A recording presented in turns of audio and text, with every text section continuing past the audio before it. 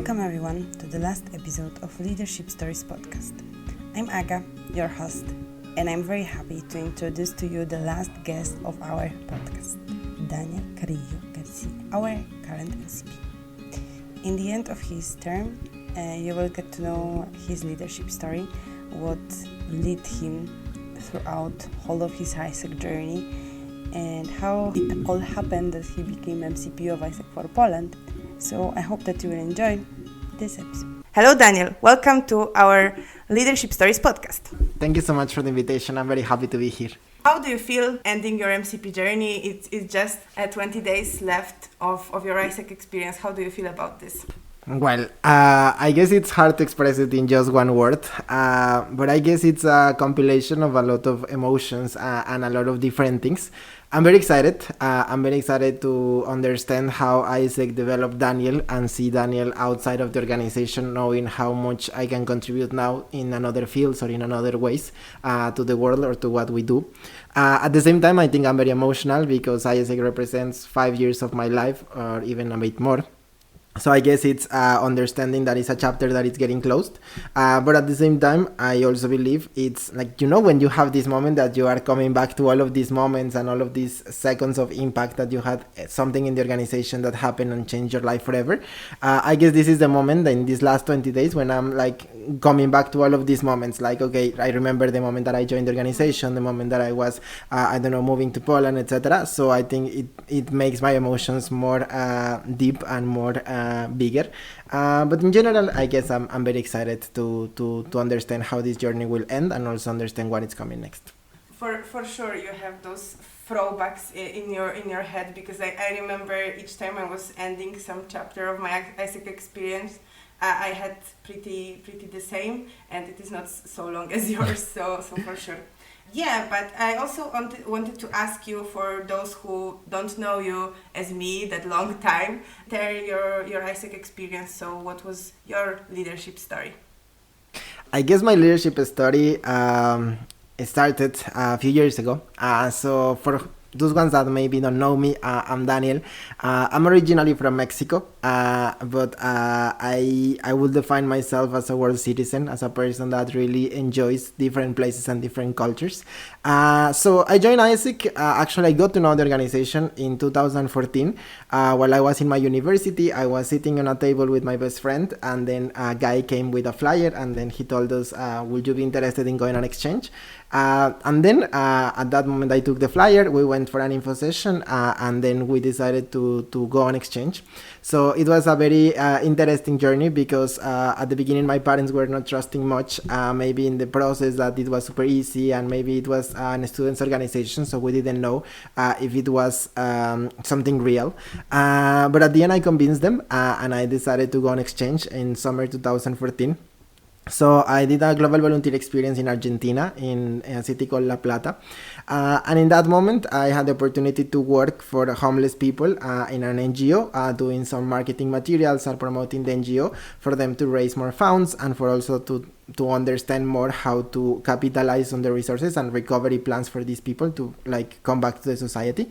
So it was very nice. I met a lot of people. We were a lot of EPs at that moment. So it was such a good experience. And after that, I decided to come back to Mexico. I was continuing my university, and I didn't want to join AIESEC, as I was using a similar excuse than everyone, that I'm super busy, that I'm working, that I'm studying, and I don't have enough time. But later on, 6 months after, I was again in my university, and there was an stand of recruitment. So there was Daniela, that was part of my MC, and she was there in the stand, and then she was telling me that, why you shouldn't join this organization. So she registered me in the stand, and then I decided to join AIESEC. So I joined in an LC called AIESEC in UNAM in Mexico City. I was a member in OGV, and I was all the possible roles when you can be a member. I was OCP, OCVP, and different areas. After that, I decided to apply to executive board, to EV, and then the first round I was rejected because I was, I would say, a very confident and egocentric person. So at that moment I got rejected, and I guess this was one of the experiences shaping the most the leadership that I have, because it showed me that even if you sometimes believe that you can do whatever you want, or like you have all the knowledge that you might imagine, there is always something to learn, and you should be always humble enough to recognize that there is always something to do better. So I applied in a second round and got elected. I had an amazing experience, and then I decided to apply to LCP, and that I guess is one of the roles that I enjoy the most, because it's one of those opportunities that allows you to shape people, to shape your experience, to do whatever you want as an LCP, but at the end understanding that you have just 1 year to keep this legacy and to keep this empowerment of people and develop people. So it's something I enjoyed a lot. And after that, of course, I was very empowered for this organization. So I decided to apply to MC. My first trial was in MC Mexico. I decided to apply to be MCP of AIESEC. And I guess it happened the same, that when I was applying to EV, I was pretty egocentric and very confident that I will get it, as I had a very good year as LCP. And then I didn't get selected, and at that moment I understood that maybe my path was different, so I started looking for another opportunities and to think outside of the box. So I decided that if AIESEC wanted to challenge me and AIESEC wanted to show me something different, I wanted to go to an entity that will challenge me fully. So I wanted to go to a country that maybe I will not know anyone and I will not know even the language. So I started looking for another opportunities. And while I was doing my research, I saw Poland as a potential entity. So I started talking to some LCPs, and at that moment I sent a message to some of them to understand more about the network. And there was one LCP that answered to me, I don't think there is a better place to do AIESEC than in Poland when the Second World War started.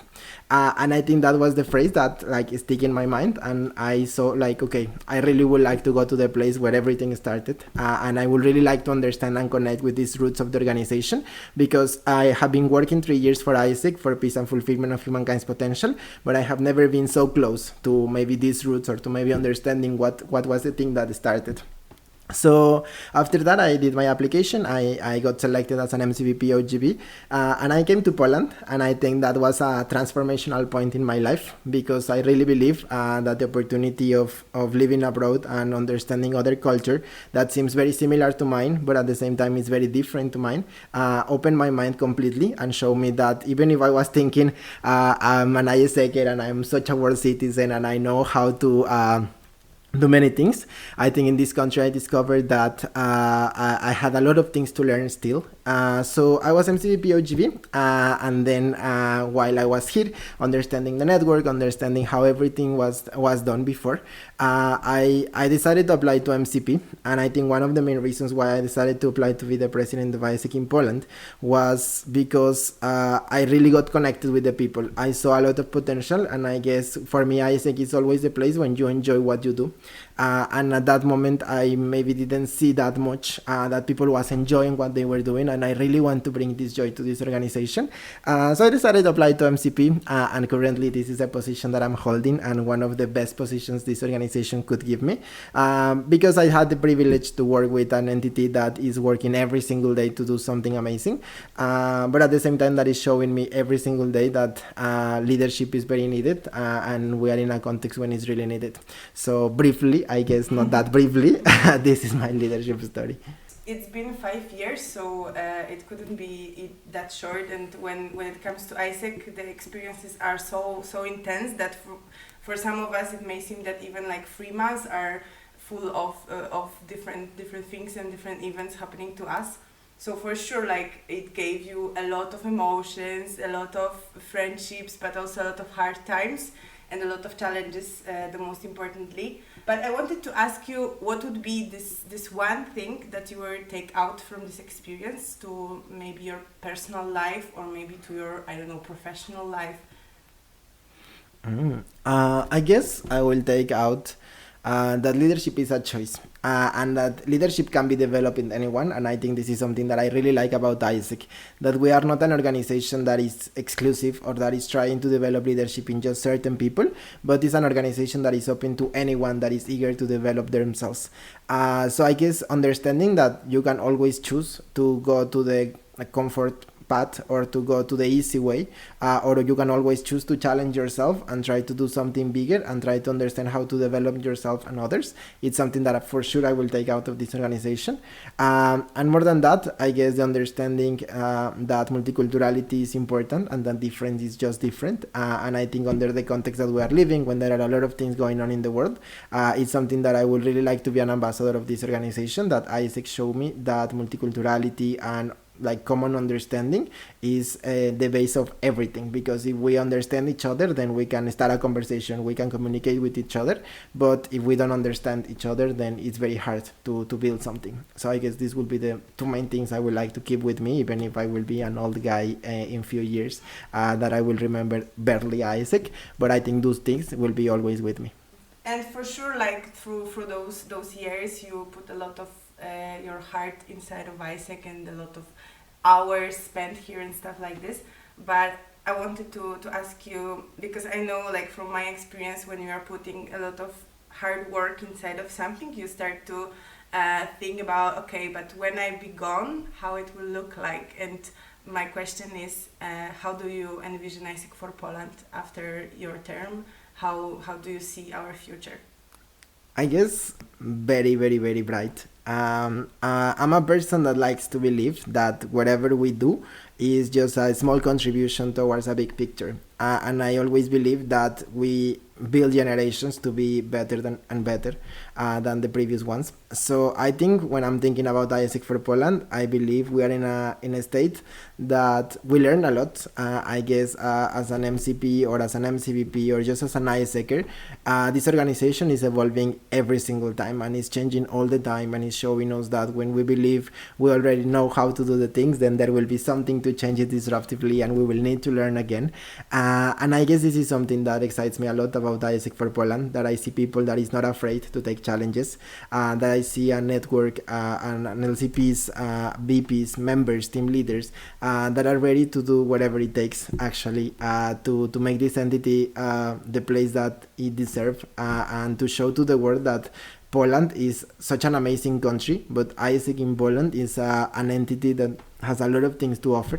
So I guess one of the things I will always keep in me is that Niemożliwe, istnieje. And I guess this is something that this entity showed me this year, that even if the things seems impossible, even if the thing seems hard to achieve, we will always find a way to do it. And we will, if we are passionate about it, if we understand how to put things on track, our people is capable to do it. So when I'm thinking about the future of Poland, I guess we are in the best hands possible.